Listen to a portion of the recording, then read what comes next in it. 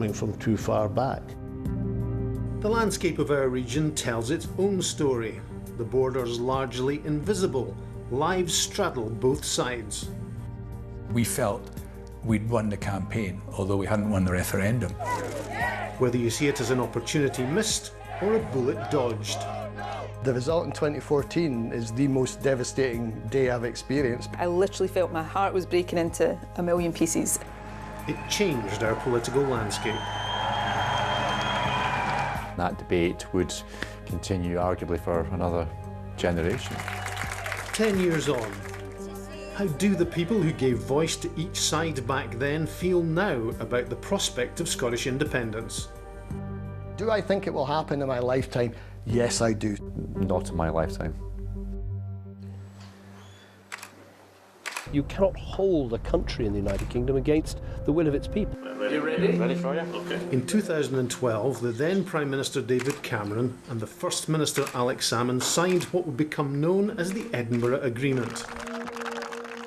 The Scottish National Party had won a majority at Holyrood, and now they would get a chance to hold a vote on whether Scotland should become independent.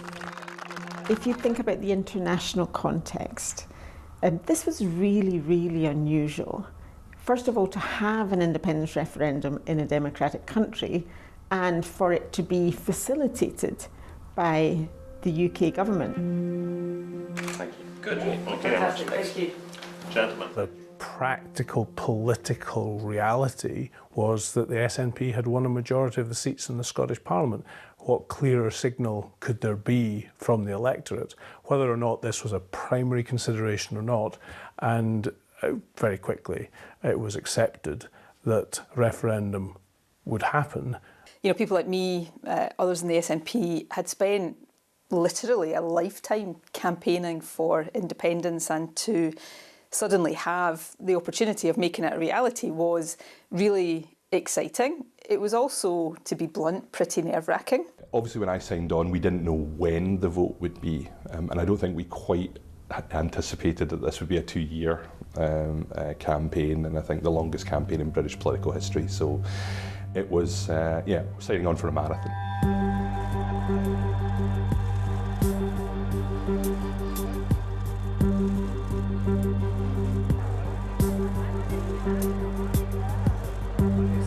It did create this divide between family members or friends or communities, because people couldn't understand why they were either on one side of the campaign or not, because they confused it with being anti-Scottish or pro-Scottish or whatever. I didn't realise how I would get caught up in it so much emotionally and how much it would mean to me. I mean, I joined the SNP beforehand, a few years beforehand, because I believed in independence, but we had a chance here to actually campaign for yes. Everything was going absolutely swimmingly until I got the YouGov poll through showing support for independence. I think it was 29%. I went, oops. Now, we had almost 2 years at that stage to turn it around. But we were coming from a long way back. Political parties picked sides. Famous faces joined the fray. Labour, the Liberal Democrats and the Conservatives put aside their differences to fight for the Union, led by Labour former Chancellor Alistair Darling. The Scottish National Party and the Scottish Greens made the case for independence. The most important thing about the referendum campaign is it wasn't confined to politicians. It's one of the few political events you can absolutely say this is not something for the political classes, the chattering classes, the journalists, the politicians. This is something for the people.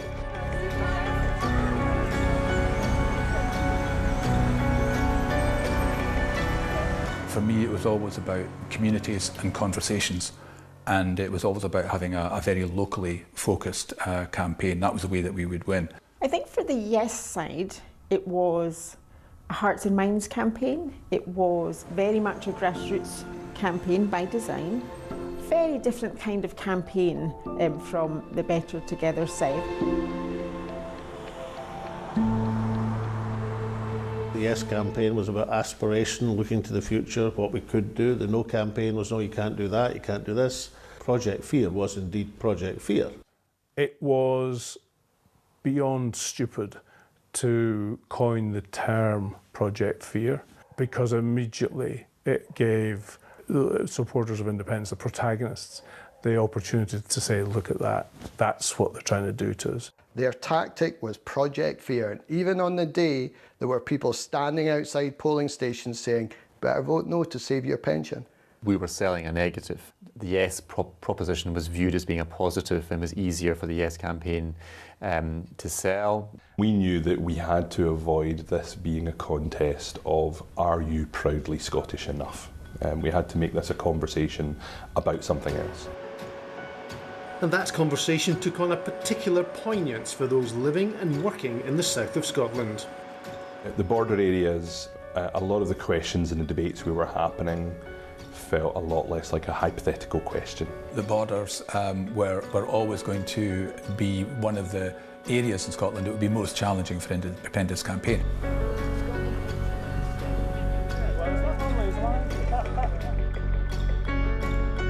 Could you do number 4 next, please?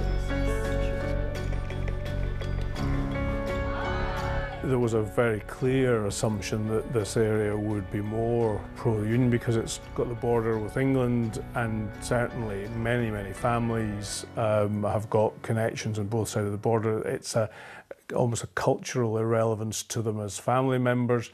In the agriculture sector, you know, people are coming and going all the time. It's almost a shared borderlands community.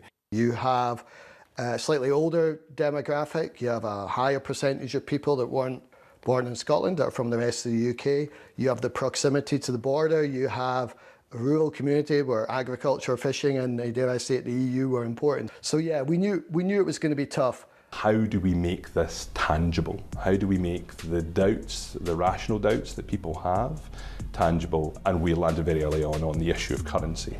If Scotland walks away from the UK, it walks away from the UK pound. It's our pound and we are keeping it. We still don't have answers as to what our currency would be. Thank you very much. Thank you. Good to see you. Thank you. We know that currency was a particular concern. Generally, the risk and uncertainty was a concern, but the currency issue probably more than any other. And at the time, the SNP government's position was that it favoured a currency union. George Osborne was Chancellor at the time. He came out and said, no, we will not have a formal currency union with you. The suggestion that, you know, Scotland was to be excluded from the pound might have been economically very sensible and right, and certainly it's a problematic issue. But it was the kind of suggestion that you can't have it, and we're going to, you know, almost go out of our way to be uncooperative on this, that seemed to me played into the hands of those who say, look at this, Westminster will always say no to things that matter to Scotland. Yeah, there was a fear that suddenly would stop the Yes campaign dead in its tracks. It didn't. You know, perhaps it slowed down that movement of people from soft no and decided to yes, but it seemed to have a galvanising effect on people who were already decided to vote yes. I think currency became one of the things that people identified as a risk attached to the idea of independence.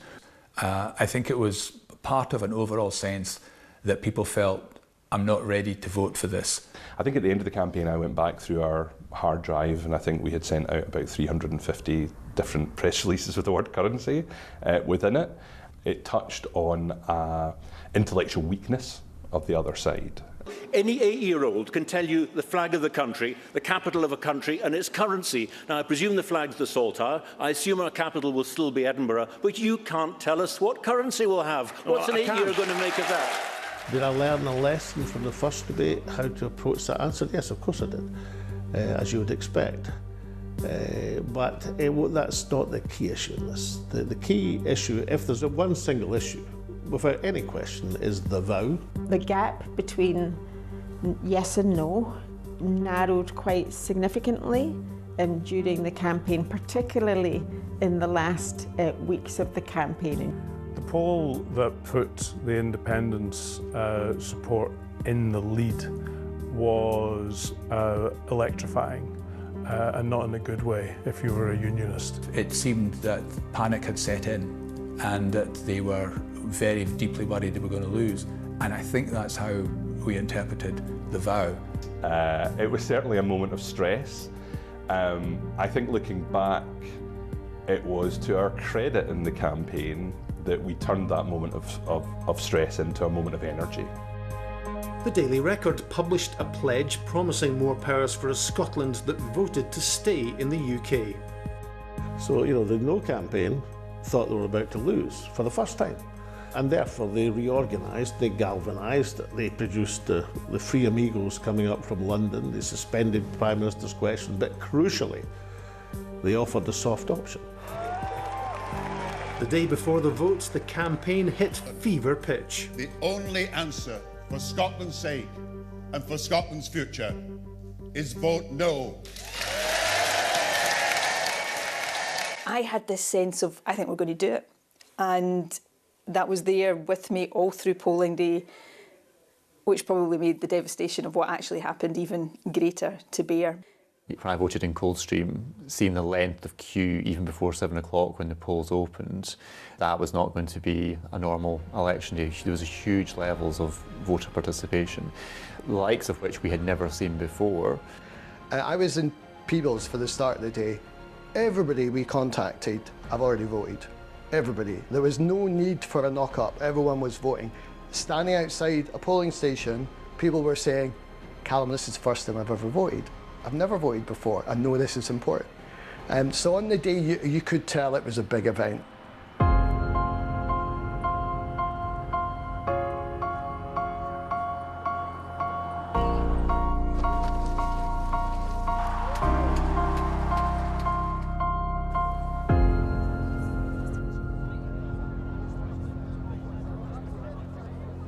To be honest, as soon as the first result came in, I think we all knew it was very, very unlikely that we were going to win. It became very clear in the Borders very early that we were winning, given it was for every one yes vote, there was 2 votes to remain part of the UK, and similarly across Scotland there was a trend emerging. But I think it was a sense of relief. The result in 2014 is the most devastating day I've experienced because of the lost opportunity and the impact for all these people that saw the opportunity to create a better nation. The majority for no in this part of the world was bigger than the majority for yes in the whole of Glasgow.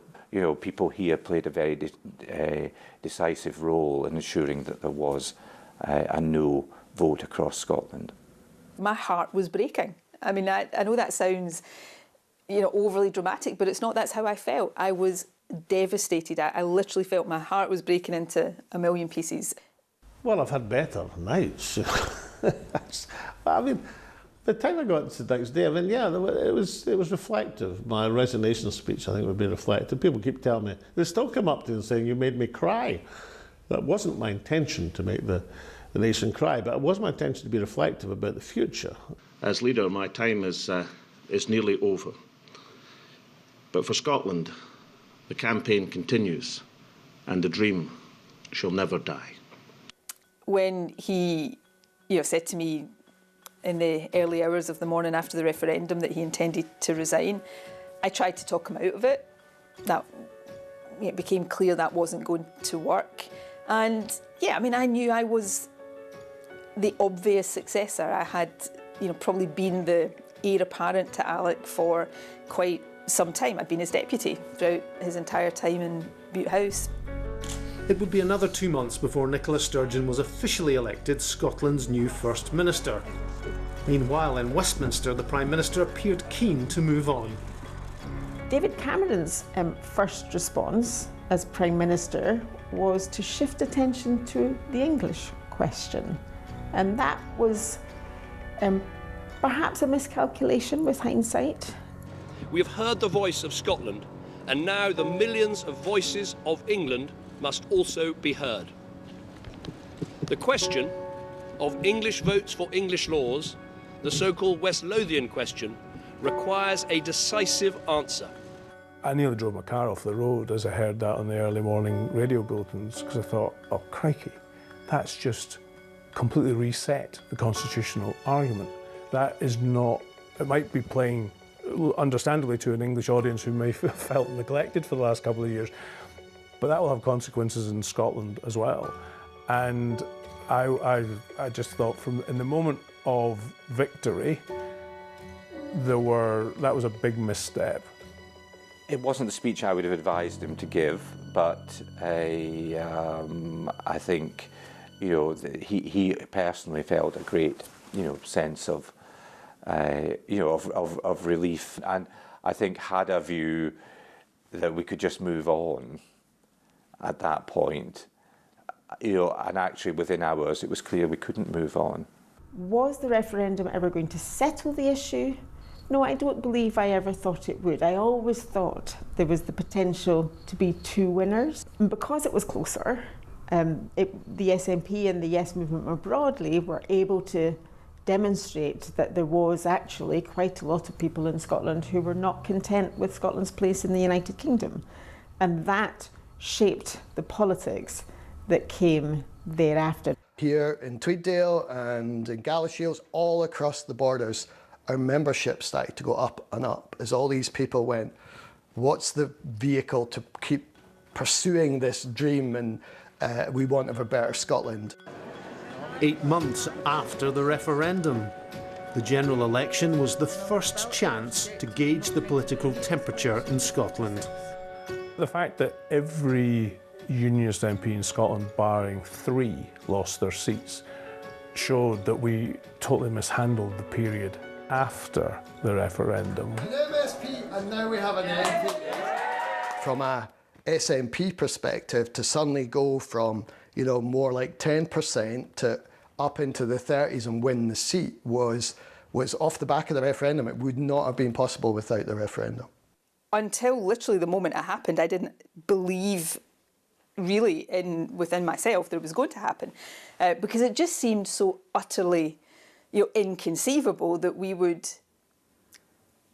win with that scale of landslide. It wasn't a big change for me because I had been the only Conservative MP in Scotland for the preceding 10 years. It was a big change for Labour, where they went down from about 40 to 1.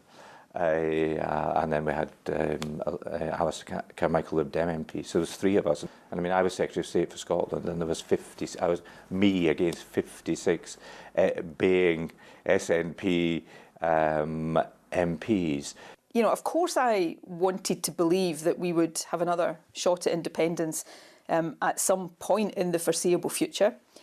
In 2015, though, I would not have expected it to come back to the fore as quickly as it did. What changed that was Brexit.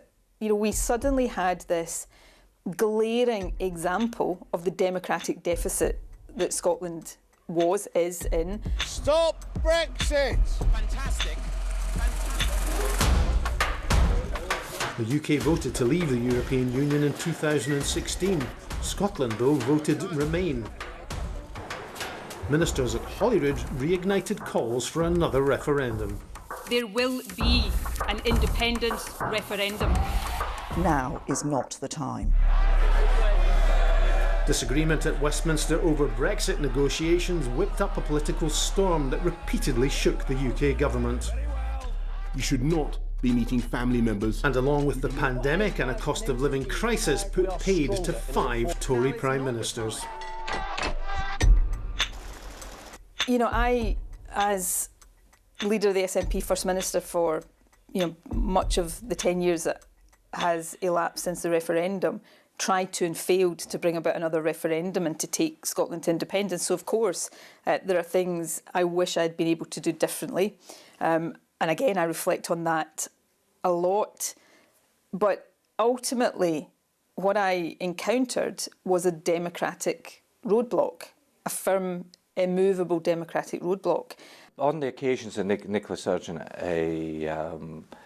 asked for the Section 30, I was clear that it should not be granted, and that was my advice to the Prime Minister. And we went into the 2014 referendum on the basis that it was to be a once in a generation event. I think you said when we were chatting earlier that you regret standing down. Is that the case? Well, I mean, you don't get to see the future when you take a decision. Back in September the 19th, 2014, I made a decision that I thought was in the best interest of the national movement in Scotland. I thought it would turn the argument and do it for the future. If you'd told me then that 10 years later we'd still be waiting for, despite the manifest opportunities have been, then I would have said, well, I'll just hang about then and see the matter through. I thought to make a point of departure between the referendum and the future was the right thing for the national movement. Looking back, that was a mistake. I think in retrospect, it was a daft thing to do. But then, I didn't know what was going to happen over the next 10 years. I thought we were set for independence in a reasonable timescale. I think he miscalculated. I think he thought that the SNP was, going to go into a downward spiral after the referendum, and he possibly didn't want to hang around for that. That's not what happened, and we then went on under my leadership to have the biggest political successes in the party's history. Yeah, I guess he would have liked to have been in that position. Whether he would have been able to achieve that, nobody will ever know, because he wasn't there. I think anybody, supporter and opponent of Alex will say is, nobody has a greater conceit of Alex Salmond than Alex Salmond, so clearly he's going to think that he could have done things so much better. 10 years is but an instant in the centuries of turbulence witnessed by the people who've made these borderlands their home. But after a decade of debate, what next? In this year, 2024, independence as an issue is not the top priority. Scotland is, broadly speaking, happier with a Labour government in London than it is with a Conservative government. What we don't know yet is what difference is that going to make. Can Keir Starmer show people in Scotland a UK going forward that the majority of people in Scotland would wish to be part of? Who knows what the next decade will bring? I don't necessarily think that that's it done and dusted, because there is that historically strong level of support for independence. What is difficult to identify is how that might be mobilised, what might be the triggers and the catalysts for mobilising people in favour of independence again. I don't feel that the debate right now is anywhere close to the top of people's minds. But it came from almost nowhere a few years ago. It can return. As long as we have a Westminster veto on Scottish democracy, then on this biggest question about the future of Scotland, democracy is being denied. And that should trouble everybody, whether they're for or against independence. I think what the last 10 years has shown is that just as there's nothing inevitable about Scotland remaining within the Union, there's nothing inevitable about us leaving either. I mean, there's only so many times you can take people up to the top of the hill and back down again before they begin to question whether the resolve is there to deliver. I don't see any evidence to suggest that people in Scotland want to have another independence referendum at this moment. But to your question, in 10 years' time will we be sitting here and Scotland is independent? I hope so. Do I think it will happen in my lifetime? Yes, I do. Not in my lifetime.